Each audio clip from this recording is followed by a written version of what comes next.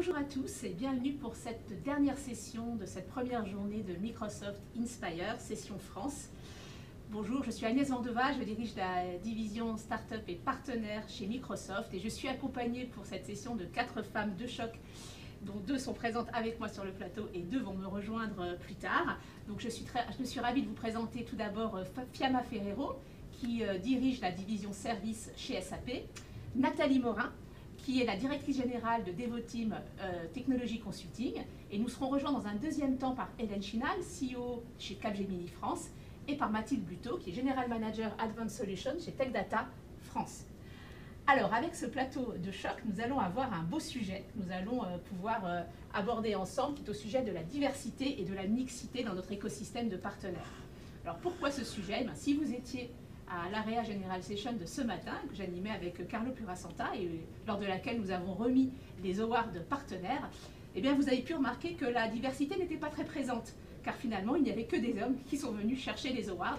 Nous nous en sommes rendus compte après, et je me suis dit que c'était une bonne introduction pour cette table ronde, parce que nous avons besoin de cette diversité, de cette mixité, pour créer plus de richesse, plus de valeur, et plus de plaisir à travailler ensemble aussi au sein de nos entreprises. Alors, pour aborder ce sujet, j'ai d'abord une première question pour toi, Nathalie. Tout d'abord, te présenter et puis nous dire pourquoi ce sujet est-il si important dans ton parcours peut-être personnel. Merci Agnès, merci à toutes et à tous. Je suis ravie d'être là à cette table ronde pour un sujet qui me tient à cœur, la diversité dans nos entreprises du numérique et plus particulièrement la mixité. Devoteam est un groupe international et notre métier est d'accompagner nos clients dans leur transformation digitale et de leur proposer les technologies les plus innovantes. Nous sommes convaincus que lutter contre les discriminations et valoriser les différences de nos collaborateurs sont des leviers de performance, des leviers d'attractivité et de bien-être au travail. C'est pourquoi, dès 2017, nous nous sommes engagés et avons signé la charte des diversités avec 2 actions prioritaires. Une action égalité femmes-hommes et une action handicap. Pourquoi la diversité est essentielle? La diversité est essentielle parce que c'est la richesse de nos profils en tant que SN. Quelle que soit l'origine, le sexe, l'âge, l'orientation sexuelle des collaborateurs, ils apportent tous l'ensemble de leurs compétences à nos projets de transformation. Donc ça, c'est important, essentiel, parce que si on n'a pas cette richesse de collaborateurs et ces échanges, c'est important. Il n'y a aucune transformation qui ne se fait sans prendre en compte l'ensemble de cette diversité. Et donc, on considère que c'est essentiel également dans les transformations digitales. D'ailleurs, tous nos clients nous le disent, la mixité dans nos équipes, dans nos projets, les expertes féminines qui interviennent, les consultantes, apportent des compétences complémentaires sur de la créativité, sur de l'innovation, sur de l'écoute et sur de l'adoption. Et on considère que l'adoption des plateformes technologiques de nos partenaires sont un élément essentiel, un moteur pour la transformation digitale de nos clients. Donc on est convaincu par cette mixité, mais on se trouve confronté à un problème, le recrutement et le manque de talent dans le monde de l'entreprise digitale et du monde du numérique. Alors, tout à globalement. Fait. Tu as raison, Nathalie. Donc, côté Microsoft, même constat. Alors, on a lancé plusieurs initiatives. Les écoles IA, on en parlait ce matin, puis on va lancer les écoles cloud et les écoles business apps où on veut avoir un taux minimum de 30% à 50%. C'est notre objectif de représentation féminine au sein de ces classes. Lors de l'IT Recruit Day aussi, où on a tous ces jeunes qui sortent d'écoles d'ingénieurs. Et c'est là que est quand même le cœur du problème, c'est qu'il y a peu de jeunes filles, finalement, sur ces filières techniques.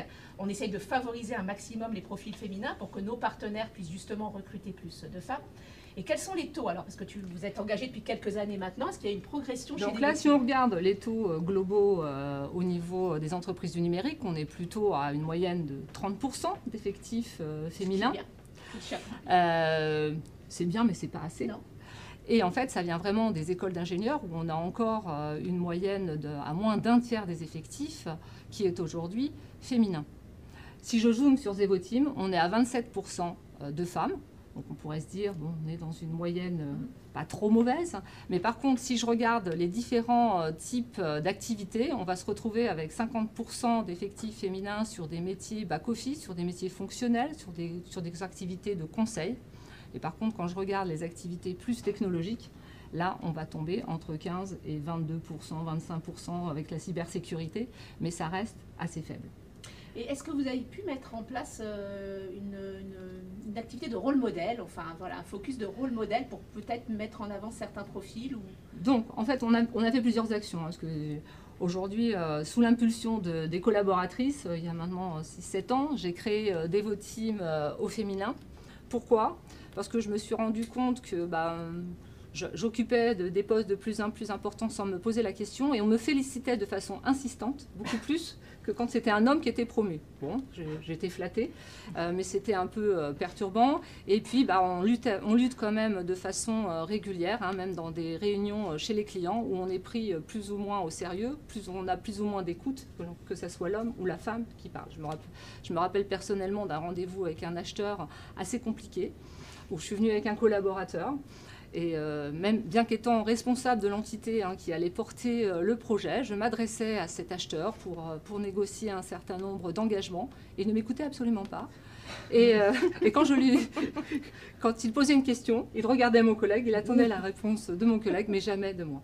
Et c'est vrai que ça m'a un peu perturbée, plus l'impulsion des collaboratrices qui me demandaient justement de pouvoir travailler sur des rôles modèles et de savoir comment on pouvait les accompagner davantage dans leur carrière. Et donc, on a créé Devoteam au féminin. Donc, on a eu 3 grands axes d'action. Un premier axe sur la promotion des métiers du numérique, puisque, comme on le dit, il manque d'élèves dans nos écoles d'ingénieurs et donc de formation pour nos métiers du numérique. Donc là, on a 3 types d'actions. Une action auprès des lycées, des collèges, en étant accompagné de l'association Elle Bouge. On a une deuxième action où on organise des ateliers d'éveil au codage pour les plus jeunes, ouvertes aux jeunes filles de 8 à 12 ans, avec l'association IT for Girls. Et on organise des speed meetings dédiés pour les candidates dans nos écoles cibles, pour prendre du temps avec elles, pour bien leur présenter les métiers, les différentes trajectoires et les attirer vers nos métiers et nos entreprises. Le deuxième axe majeur de Devoteam au féminin, c'est comment mieux attirer les talents, réussir leur onboarding. Le onboarding, il est majeur dans l'intégration dans les entreprises et les fidéliser. Et donc là, c'est là qu'on a deux actions prioritaires, le mentoring et les rôles modèles. Donc le mentoring, il a été important parce que j'avoue que moi, il m'a peut-être manqué de temps en temps dans ma carrière. Même si j'ai su me débrouiller parce que je suis volontaire, je pense que de temps en temps, d'avoir des gens qui vous accompagnent, qui vous aident à lutter contre un certain nombre de syndromes, le syndrome de l'imposteur, le plafond de verre, toute autre chose qui nous empêche d'avancer, le fait qu'il y ait des gens qui vous projettent, qui vous encouragent, qui vous disent de vous exprimer sans avoir peur d'être jugé, ça c'est extrêmement important. Et puis gagner en confiance et gagner en leadership pour pouvoir progresser jusqu'au plus haut poste dans les entreprises. Le deuxième point, tu le disais, c'est les rôles modèles. Donc les rôles modèles, ils sont là pour inspirer, surtout pas pour imiter. Parce que là, il n'y a pas une trajectoire, il n'y a pas un métier, il n'y a pas une façon de le réaliser. Donc ces rôles modèles, on les a créés pour attirer des talents, pour rendre nos femmes et nos femmes dans l'entreprise plus audacieuses, et pour leur dire que leur projet professionnel a toutes les chances de réussite, et donc qu'elles continuent dans leur trajectoire. Ces rôles modèles, par contre, il faut bien faire attention à les équilibrer, à les avoir sur différents métiers, différentes seniorités, pour que les collaboratrices s'y retrouvent au fur et à mesure et voient quels sont les différents steps qu'elles vont pouvoir atteindre dans leur carrière chez Devoteam. Alors, qu'est-ce qu'on demande à nos rôles modèles ? Donc, on leur demande, sous forme de vidéos, sous forme de témoignages, de présenter leur parcours, de savoir comment elles ont choisi ce métier du numérique, en quoi c'est une passion pour elles de l'exercer, quelles sont les difficultés quand même qu'elles ont rencontrées en tant que femmes, puisqu'on ne va pas se le cacher, on en rencontre, et comment elles se projettent dans l'avenir. Et ces rôles modèles, c'est important de les avoir chez Devoteam, mais lors de nos conférences, on fait aussi intervenir des rôles modèles, soit de partenaires, soit de clients, soit d'autres sociétés, pour justement ouvrir l'esprit sur les différents postes et les différents parcours que l'on peut avoir. Le dernier axe, c'est tout ce qui est communication événementielle, qu'on peut faire également avec nos consultantes et nos consultants, parce que toutes nos réunions, toutes les initiatives qu'on fait, elles ont de la valeur s'il y a des hommes qui le font avec nous. Le faire qu'entre femmes, ça n'a pas de sens. Donc on organise des conférences, au moins 2-3 fois par an, en plénière, où on invite les collaboratrices et les collaborateurs. Et là, il y a 3 temps. Un temps sur un sujet d'actualité, un débat, où on va débattre d'un sujet qui est souvent, on essaie de le faire présenter par un homme d'ailleurs, même si après tout le monde participe au débat. Un deuxième temps sur les témoignages, qui d'ailleurs est souvent le plus fort et qui génère le plus de questions, parce que comment vous avez fait, pourquoi, voilà, aussi bien les femmes que les hommes ont toujours ces questions de façon importante. Et un dernier temps où c'est plus sur des ateliers et justement des idées de ce qu'on pourrait mener comme action complémentaire. Et on a remarqué que représenter régulièrement des ateliers sur nos métiers, sur les trajectoires possibles, sur les offres de Devoteam était important, parce qu'une femme rentre dans une trajectoire et avait toujours tendance à suivre sa trajectoire en ligne droite, plutôt que de se dire il y a des mobilités possibles entre métiers. Et le dernier point, c'est aussi mettre un peu de fun dans Devoteam au féminin, et donc de pouvoir sponsoriser des événements sportifs externes, tels que la Parisienne par exemple, et aussi de fêter des événements nationaux sportifs. Et là, on avait organisé toute une animation des paris autour de la Coupe du Monde de foot féminine pour montrer là aussi que ça avait une valeur pour tout le monde. Donc en conclusion, le fait d'avoir une attention forte sur la diversité et sur la mixité, je pense que ça a bien amélioré notre marque employeur. Ça nous permet d'attirer et de fidéliser des talents. Et même si la diversité n'est pas l'unique point pour relever la performance d'une société, elle a un apport indéniable. Et donc ça, c'est important de l'avoir en tête. Maintenant, il faut qu'on soit, comme tu le disais, plus nombreux à mener un certain nombre d'initiatives. Et donc là, c'est très bien qu'à travers Microsoft, on lance de nouvelles initiatives, parce que plus on sera nombreux, plus les choses bougeront et plus on aura moins besoin de parler de ce sujet de cette façon-là. Et on n'en parlera peut-être pas en se disant, comme tu le disais au début, 30% c'est bien. Non, 30% c'est pas suffisant. On peut mieux faire. On peut mieux faire. Merci. Donc parmi toutes les initiatives, une que je vais retenir, c'est la partie rôle modèle. Là, je fais un appel à notre écosystème de partenaires. Je trouve que c'est un très très bel exemple. On y reviendra aussi avec Hélène chez CAP, où il y a ces fameuses dames de pique qui sont aussi des très beaux rôles modèles. Je pense que si chaque partenaire de notre écosystème aujourd'hui avait 1, 2 ou 3 rôles modèles dans l'année, qu'ils mettent en avant, comme tu le disais Nathalie, avec une vidéo, avec un témoignage sur les réseaux sociaux, dans le site internet, sur un métier qui peut être technique, mais pas que. Et j'aime beaucoup ton idée de dire junior ou senior, parce qu'il y a des parcours et les rôles modèles doivent incarner finalement toute cette continuité de parcours. Ça changerait énormément la donne et ça donnerait beaucoup d'ambition et en tout cas une vision de ce que peut être une carrière au sein de l'IT dans notre écosystème de partenaires pour toutes ces jeunes femmes. Donc c'est un engagement et je voudrais une invitation que j'aimerais faire, j'y reviendrai à la fin de cette table ronde, mais déjà sur ce sujet de rôle modèle. Alors maintenant on va passer à toi Fiaba. SAP. Merci. Écoute, ravie de t'accueillir et chez SAP il y a aussi beaucoup de projets, il y en a un qu'on a en commun, qui est la charte Jamais sans elle. Vous le savez peut-être, Microsoft a signé depuis maintenant 2 ans la charte Jamais sans elle. Et je pense SAP aussi l'a signée.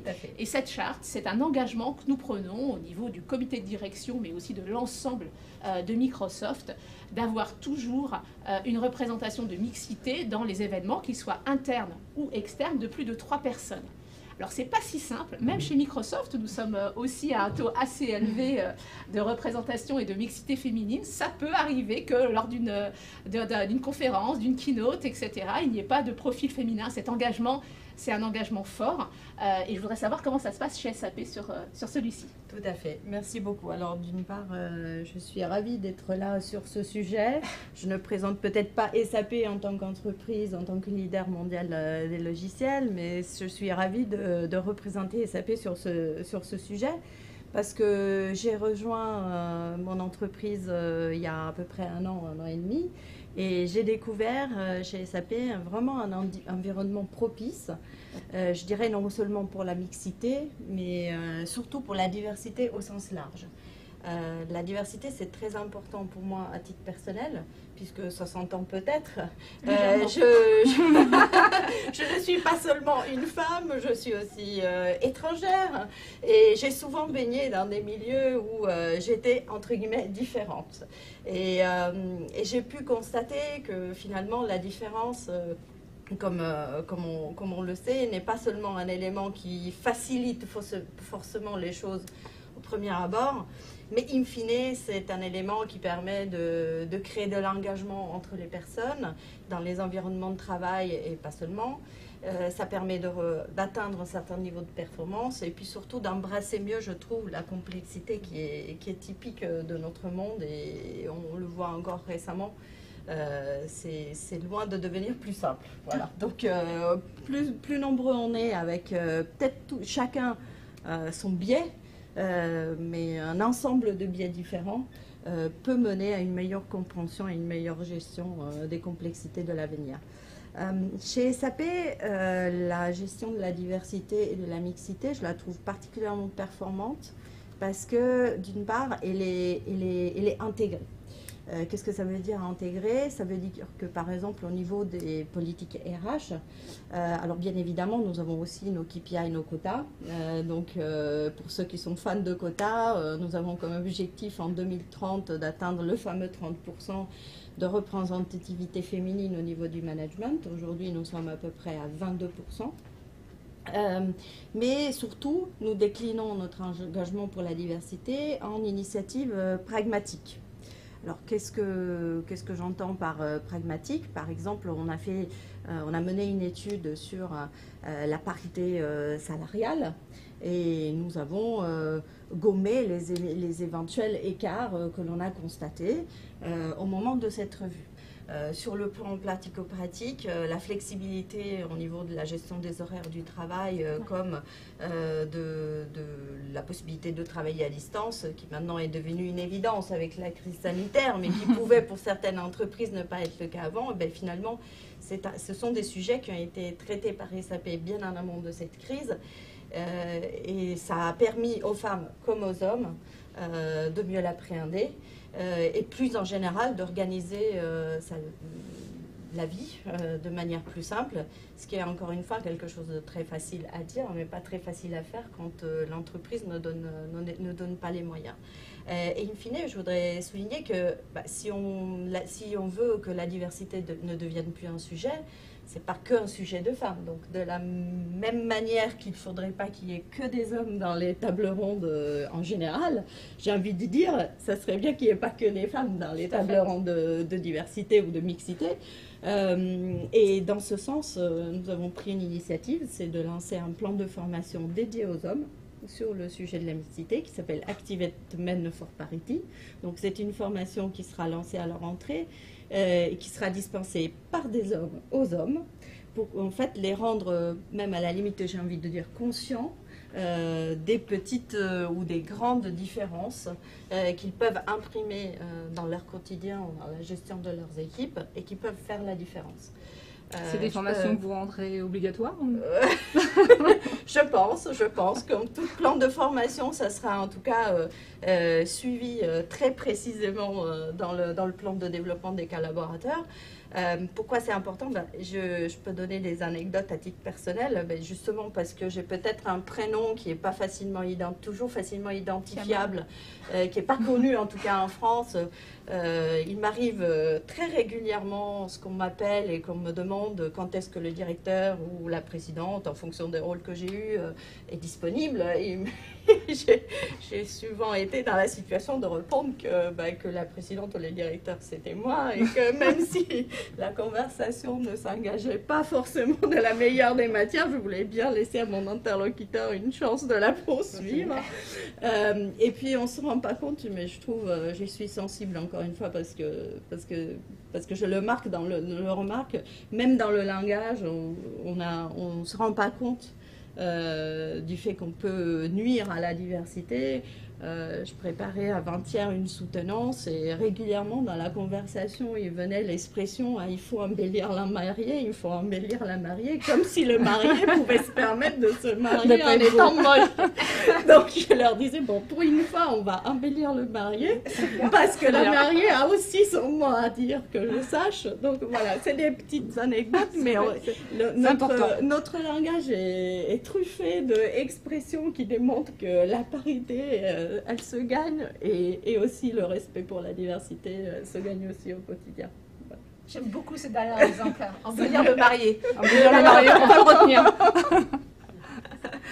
Très bien. Et donc, pour revenir sur cette, merci beaucoup Fiamma, sur ce principe de charte jamais sans elle, c'est aussi une deuxième action que j'aimerais lancer auprès de l'écosystème de partenaires. Alors, peut-être pas aussi poussée que celle que nous avons signée nous chez Microsoft, on peut se le permettre, on est une taille importante, mais je pense aussi à nos partenaires qui ont des plus petites structures, mais pourquoi pas s'engager déjà sur des événements externes, à avoir toujours une représentante féminine qui intervient aussi. Ça rejoint un peu l'idée du rôle modèle dont je parlais tout à l'heure, c'est aussi extrêmement important finalement pour arriver à cette équité progressivement et volontairement. Donc voilà, si vous êtes intéressés, je reviendrai en fin de cette table ronde sur les prochaines étapes pour nous rejoindre aussi au sein de cette charte. Mesdames, merci beaucoup. Merci Agnès. Je vous remercie et je vais inviter nos deux prochaines invitées à me rejoindre. Donc Hélène et Mathilde. Bonjour Agnès. Bonjour Mathilde, bonjour Hélène. Donc Hélène Chinal, CEO chez Capgemini, Mathilde Buteau, General Manager Advanced Solutions chez Tech Data. On va commencer avec toi, Hélène. Donc chez Cap, beaucoup d'initiatives, j'en parlais aussi un petit peu avant. Des initiatives autour de la mixité, mais pas que, de la diversité au sens large, comme un peu expliquaient Nathalie et Fiamma. Est-ce que tu peux nous en dire plus? Oui, déjà, ravie d'être ici. Bonjour à toutes et tous. D'abord, ces sujets me tiennent particulièrement à cœur. Et puis, je commencerai par quelques petites anecdotes personnelles qui m'ont engagée finalement dans cette voie. La première, elle date d'il y a longtemps. C'est quand j'étais ingénieure. En fait, je suis rentrée dans une école des mines pour faire l'option mines, travaux souterrains, ça s'appelait. Alors, ça n'existe peut-être plus maintenant dans les écoles des mines. Et puis, à la fin de la première année, je vois de l'option, on m'a dit, non, les femmes, c'est pas possible. Donc, finalement, je suis arrivée dans l'informatique par obligation, j'ai envie de dire, ou par défaut. Bon, c'est quand même devenu une passion. Hein. Mais bon, voilà, c'était ma première rencontre, finalement, avec un blocage sur le genre.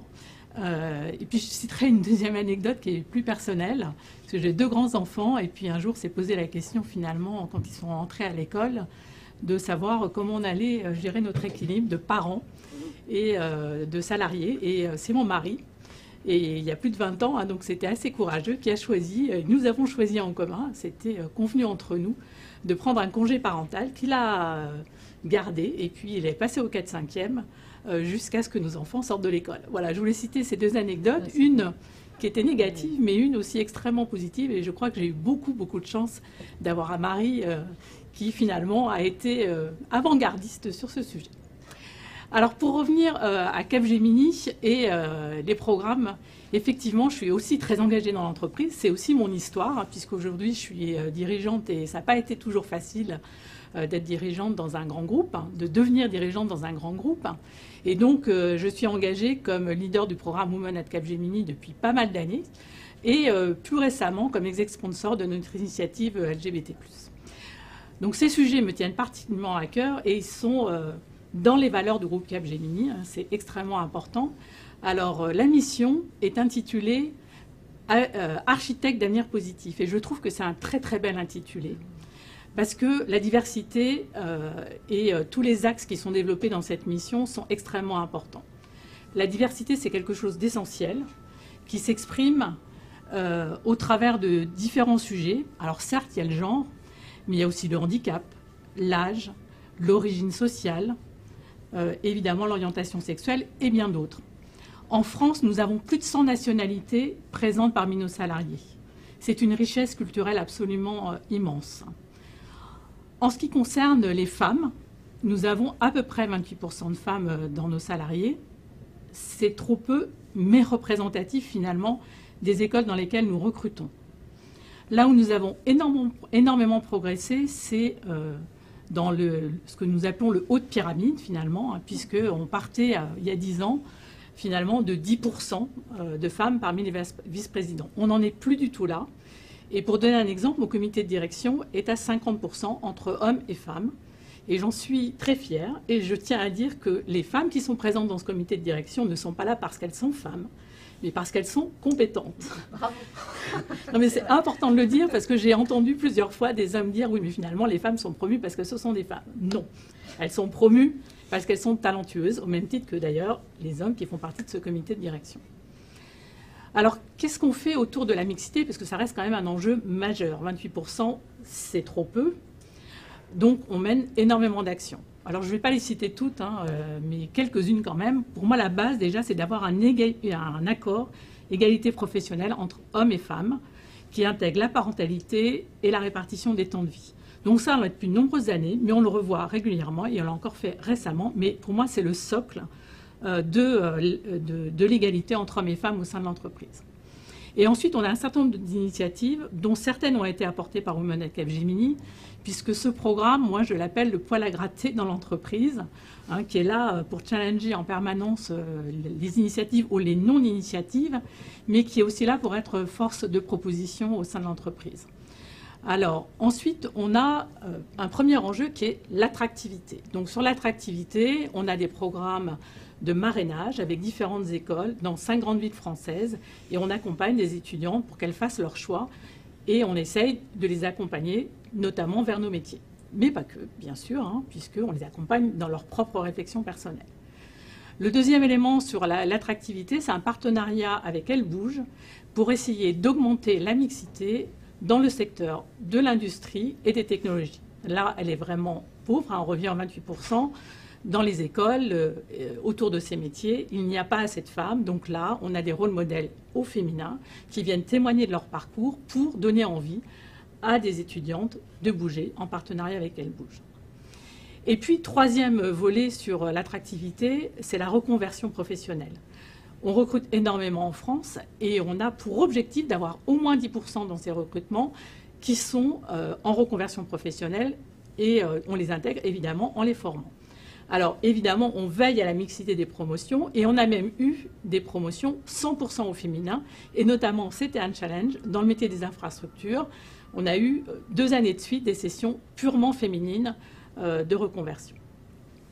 Donc, après l'attractivité, il y a aussi changer la culture d'entreprise. Et ça, c'est pour moi le plus important parce qu'on peut parler des chiffres, mais les chiffres, il faut qu'ils s'améliorent, mais aussi qu'ils soient pérennes, parce que ça fait des années et des années qu'on parle de la mixité en entreprise, mais encore faut-il que ça progresse, et dans tous les métiers, il a été dit que plus naturellement, il peut y avoir plus de femmes dans les fonctions support, dans les fonctions opérationnelles, il faut que ça continue à progresser, il faut absolument accompagner les femmes pour qu'elles aient accès à toutes les possibilités dans l'entreprise.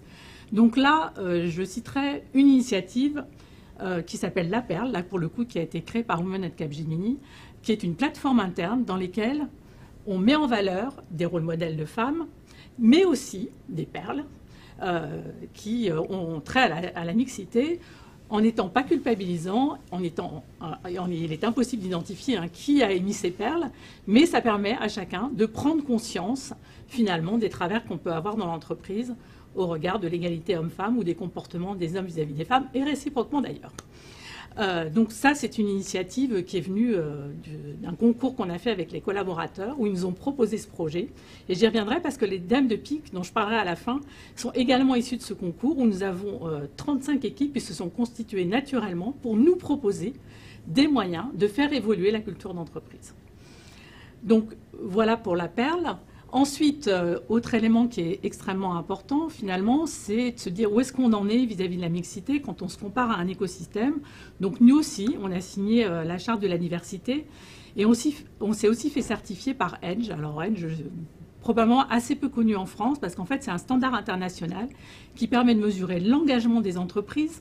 Mais au-delà de ça, parce qu'il y a souvent finalement des classements des entreprises, c'est de mesurer la réalité de cet engagement au sein de l'entreprise. Donc en fait, quand on se fait certifier, les salariés sont sondés pour exprimer leur point de vue sur l'engagement de l'entreprise par rapport à ce qu'elle a indiqué.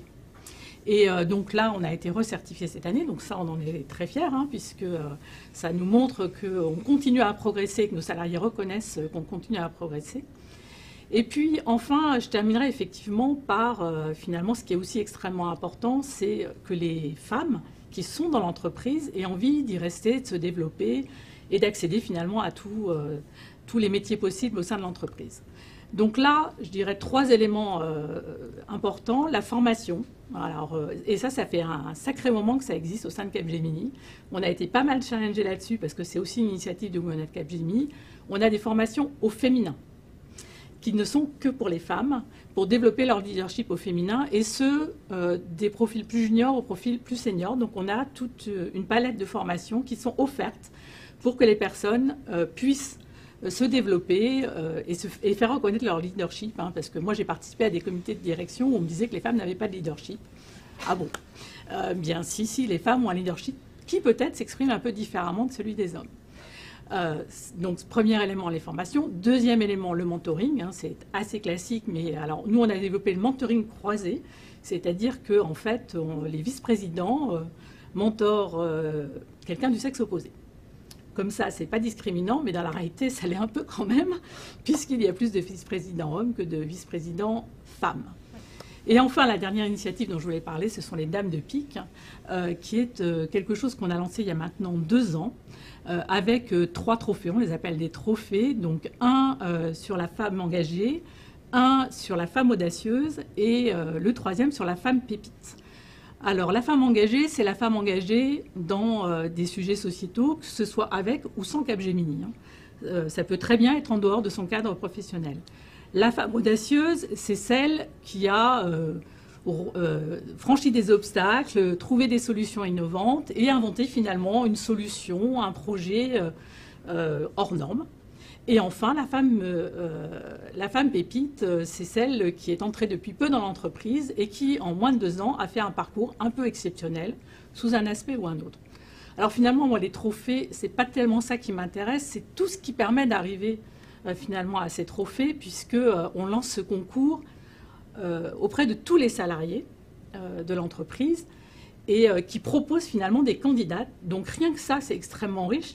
Parce que ça amène chacun à réfléchir sur les femmes qu'il a à côté de lui. Et d'ailleurs, très souvent, ce sont les hommes qui proposent des femmes candidates. Hein. Ça m'a énormément frappé la première fois, puisque moi, j'ai participé à une remise de trophée à Bordeaux, en l'occurrence, où finalement, les 3 candidates, qui finalement ont été lauréates, avaient été présentées par des hommes. Alors, depuis, ça a évolué. On a des femmes qui se présentent par elles-mêmes, et puis on continue à avoir des hommes qui présentent des femmes. Mais plus que les trophées eux-mêmes, où effectivement c'est l'occasion de se retrouver pour célébrer ces Dames de Pique, c'est tout ce qui a entraîné finalement la présentation des candidates, le fait que les salariés, puisqu'ils sont tous jurys, puissent donner leur avis sur ces femmes exceptionnelles, et finalement, à la fin, effectivement, mettre en valeur les femmes lauréates dans différentes villes en France. Donc, voilà, des rôles modèles, on en a plein, et en fait, il faut aller les chercher. Alors bon, il y en a qui m'ont dit qu'il faut créer les hommes de pique, pourquoi pas. Mais pour l'instant, notre enjeu, c'est quand même d'améliorer la mixité. Merci beaucoup, Hélène, j'aime beaucoup tes anecdotes. Et justement, pour rebondir, donc, on parlait rôle modèle, on a parlé de Jamais sans elle, une 3e initiative que j'aimerais lancer aussi avec tout l'écosystème de partenaires. C'est un award qui serait dédié à ces rôles modèles. Donc, dès la fin de cette nouvelle fiscale, on a remis ce matin nos Partner Awards. Il y en avait plein sur nos solutions, sur les startups, etc., etc.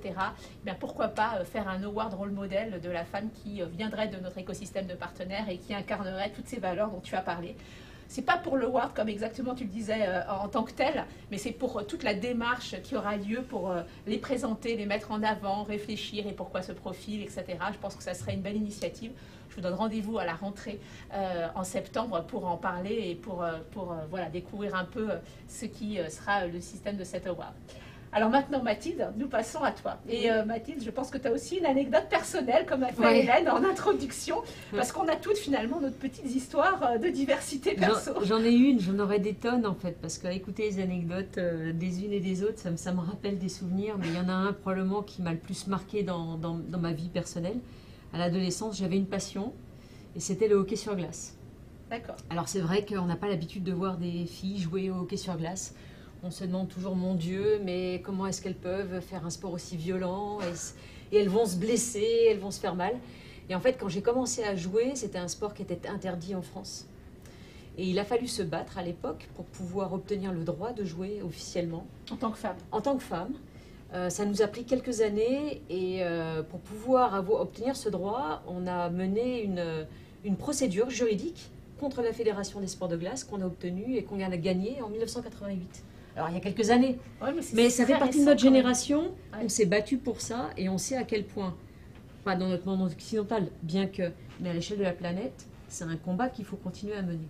C'est important. Alors c'est vrai que c'est quelque chose qui m'a toujours porté ensuite dans ma vie professionnelle. Et j'avoue que je suis fière d'être arrivée chez Tech Data. Je suis arrivée chez Tech Data il n'y a pas très longtemps, en janvier. Et une des premières surprises très agréables que j'ai eues, c'est de constater à quel point la diversité est ancrée au cœur de la culture de Tech Data. Alors c'est probablement lié à notre stratégie et à notre raison d'être, qui est d'avoir le portfolio le plus complet possible à proposer sur le marché. Et en tant que distributeur, je pense que nos dirigeants, nos exécutifs ont très très vite compris à quel point il était important d'allier la diversité du portfolio et la diversité de la workforce, des collaborateurs et collaboratrices. Et d'ailleurs, ça se retrace dans les chiffres, puisqu'aujourd'hui en France, nous avons tous postes confondus, 51% de femmes et 49% d'hommes. Tu es la gagnante de cette table Voilà, ronde, Mathilde. c'est ça. Nous n'irons pas au-dessus de 51. Mais ce n'est pas Bravo. fini. Nous avons également 34% à l'échelle mondiale, 34% des postes de management qui sont occupés par des femmes. Alors après, ça ne veut pas dire qu'on n'a pas des progrès à faire. On a des progrès à faire, parce que quand on monte dans les hiérarchies, eh bien, ça se dégrade, puisque à l'échelle européenne, nous avons 9% des postes de VP qui sont occupés par des femmes. Et en France, il n'y en avait pas avant que j'arrive. Donc on prend conscience de cet enjeu. C'est un sujet qu'on a commencé à travailler il y a 2 ans, mais assez timidement. Et j'avoue que c'est en train de s'accélérer. Et ça s'accélère autour. Alors, j'étais toute oui, et je pense que je vais m'imprégner de toutes les actions, les bonnes actions que j'ai pu entendre aujourd'hui. Et d'ailleurs, ça me fait penser qu'on devrait beaucoup plus mettre en commun, finalement, toutes les actions qui sont menées, parce qu'on pourrait les porter à notre tour et finalement enrichir l'ensemble des engagements de toutes les entreprises de notre écosystème. Mais chez Tech Data, ça a commencé par se concentrer sur une charte qui fonctionne autour de plusieurs piliers. Le premier pilier, c'est qu'on fait de la diversité un engagement global, à l'échelle mondiale. Mais bien que les initiatives soient globales, on a à cœur de veiller à ce qu'elles s'adaptent aux dispositions, à la culture locale. Je pense que c'est important pour qu'elles portent toute leur efficacité. Le deuxième des piliers, c'est de s'assurer que la diversité et l'inclusion, ce n'est pas seulement le fait d'initiatives silotées et individuelles. Ce sont des engagements qui doivent être portés par le management et par les exécutifs. Et enfin, le fait que ce sont effectivement des initiatives qui doivent être portées aussi bien par les hommes que par les femmes. Ça, on en a entendu parler quand même pas mal aujourd'hui.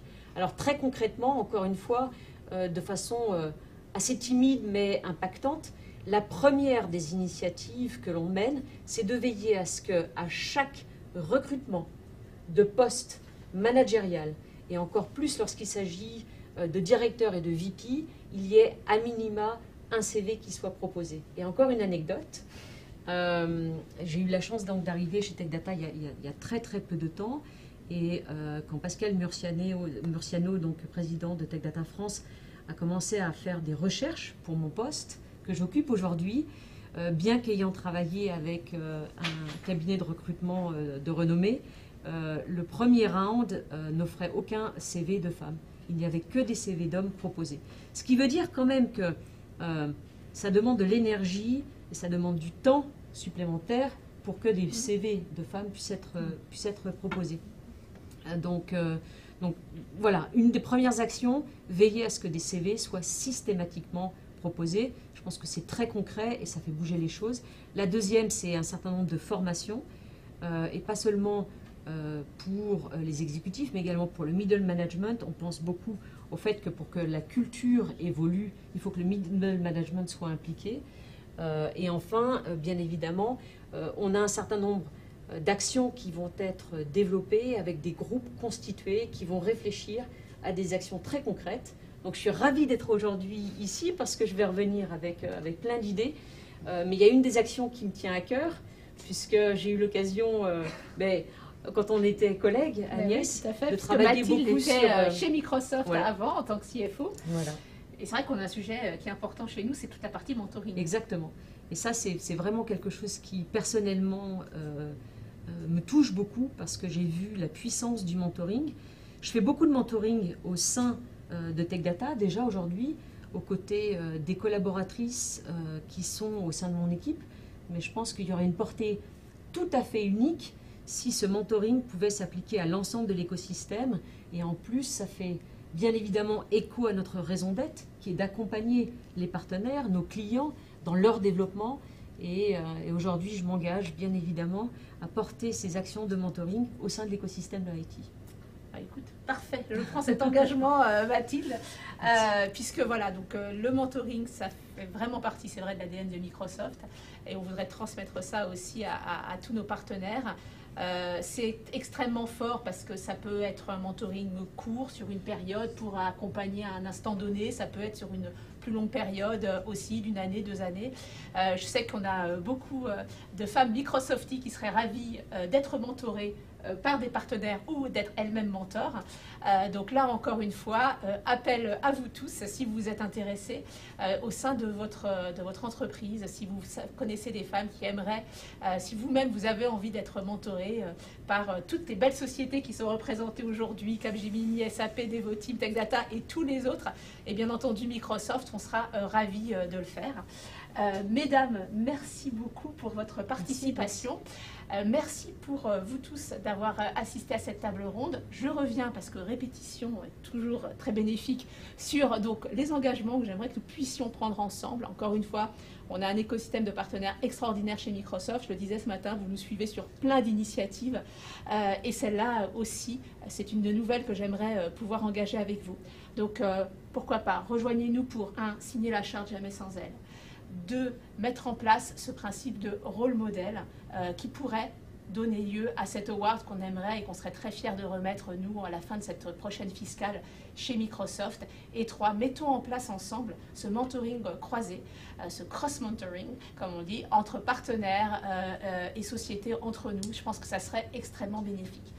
Alors, on lance ça au mois de juillet, à la veille des vacances, mais nous ne perdons pas le nord. Nous nous retrouvons à la rentrée pour notre conférence de rentrée des classes partenaires et on fera un follow-up parce qu'il faut toujours suivre des belles initiatives qui sont lancées comme ça. On a plein d'idées, plein d'envies.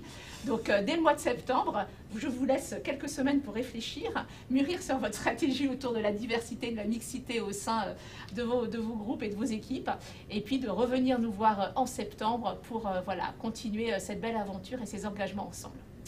Sur ce, je vous remercie pour cette première journée d'Inspire. Je vous donne rendez-vous dès demain, mardi 21 juillet, pour toutes nos sessions celles que nous allons avoir ensemble, et puis le début de session Inspire Corp Worldwide, avec donc Gabriela Schuster et Nick Parker, qui feront une introduction sur toutes les innovations et les nouveautés qu'ils veulent proposer à notre écosystème de partenaires. Ça continuera bien entendu jeudi avec Satya Nadella.